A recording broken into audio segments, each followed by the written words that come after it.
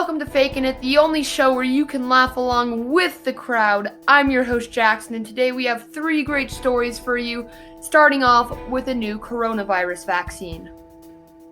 Earlier today, a new coronavirus vaccine hit the market, with the lead developer telling Fakin It News that the vaccine, developed by pigskin, can prevent not only coronavirus but also depression.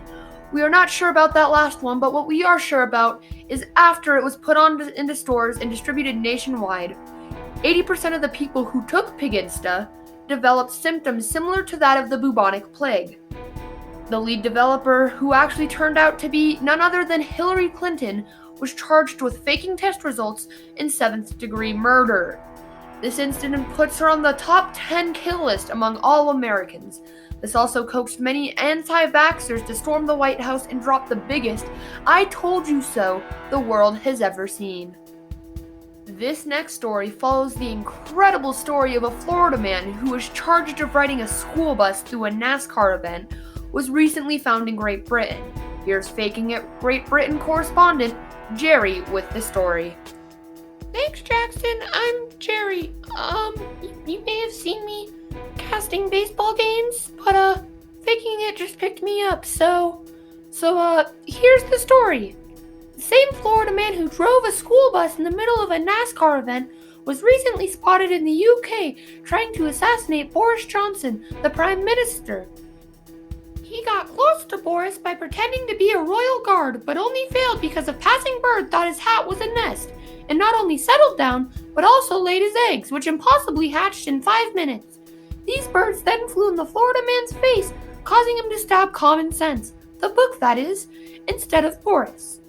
This man is now referred to as the common sense killer and is facing a 26-year prison sentence in jail.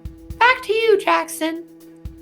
Thank you, Jerry, for that engaging segment, but now we must move on to a new story, and here's Iron the Aussie covering this story. Thank you, Jackson. The next story covers the famous reality TV show America's Got Talent. The show has recently pivoted from showcasing the talents of adults and teens to all infants between the ages of 1 month to 3 years old. Sequentially, the name of the show changed from America's Got Talent to Toddler's Got Talent.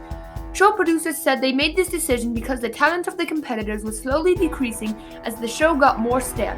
Both the judges and the producers knew this was the move after an Elvis impersonator tried to get a bullseye while on a tightrope.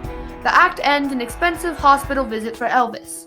Judge Simon Cowell was quoted saying, "That burp was absolutely remarkable." After asked about the new breed of competitors, Heidi Bloom said, "Sure, the talent sucks on bottles, but that doesn't mean they have no talent." Howie Mandel also said, "I like these new competitors because they took after my hairstyle, bald." Howie was heard laughing after this joke, but no one else did. This caused Howie to quit the show, and producers decided to replace one bald comedian who hosted the show with another bald comedian who hosted the show. That man was Steve Harvey, someone used to dealing with talented toddlers on his show Little Big Shots. Now that this mystery is wrapped up, the only other question was, why did they choose me to talk about American television? Thanks for watching Faking It News. We have short stories after every practice and a big show every weekend. I'm Jackson Cryer, and I'll see you next time.